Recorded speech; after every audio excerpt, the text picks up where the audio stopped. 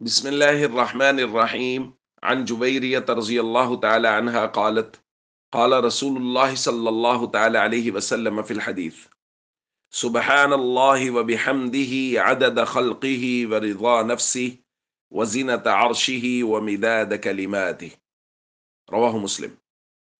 سیدہ جویریہ رضی اللہ تعالی عنہا ام المؤمنین بیان فرماتی ہیں ان النبی صلی اللہ علیہ وسلم خرج من عندها بکرة حين صلى الصبح وهي في مسجدها۔ نبی کریم صلی اللہ علیہ وسلم صبح کی نماز کے وقت میرے پاس سے نکلے اور میں اپنی نماز کی جگہ میں جو گھر میں خواتین کے لیے مختص ہوتی ہے وہاں بیٹھی تھی۔ ثم رجع بعد ان اضحى وهي جالسہ، حضور چاشت کے وقت واپس آئے اور اتنا وقت گزرنے کے باوجود بھی سیدہ جویریہ اپنی عبادت کی جگہ میں ہی تشریف فرما تھی۔ حضور نے فرمایا: ما زلت علی الحال التي فارقتك علیها، آپ مسلسل اسی حالت پر ہیں جس حالت میں صبح آپ کو چھوڑ کے گیا تھا، یعنی مسلسل عبادت کر رہی ہیں؟ انہوں نے کہا: جی ہاں یا رسول اللہ۔ تو آپ صلی اللہ علیہ وسلم نے فرمایا: لقد قلت بعدك 4 کلمات 3 مرات، میں نے آپ کے بعد یعنی صبح یہاں سے جانے کے بعد 4 کلمات 3 مرتبہ کہے ہیں، اور وہ اتنے ثواب میں وزنی اور بھاری ہیں کہ اگر ان کلمات کو آپ کے پورے وقت کے کلمات کے ساتھ وزن کیا جائے، جو کچھ آپ نے صبح سے لے کے اب تک پڑھا، تو ان کلمات کا وزن میزان عمل میں ان سے بہت زیادہ بڑھ جائے گا۔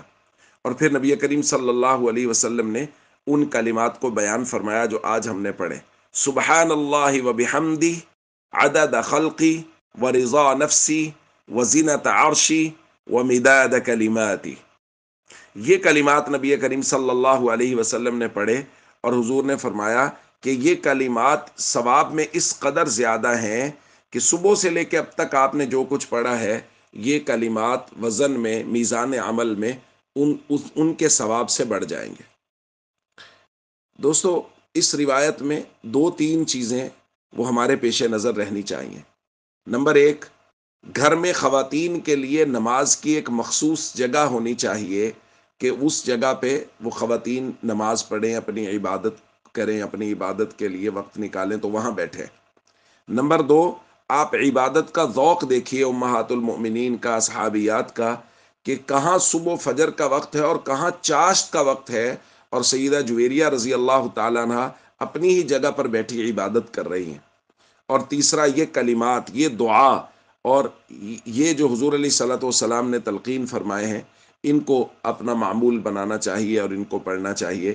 سبحان اللہ و بحمدہ عدد خلقہ و رضا نفسہ و زینت عرشہ و مداد کلماتہ۔ والسلام علیکم ورحمۃ اللہ وبرکاتہ۔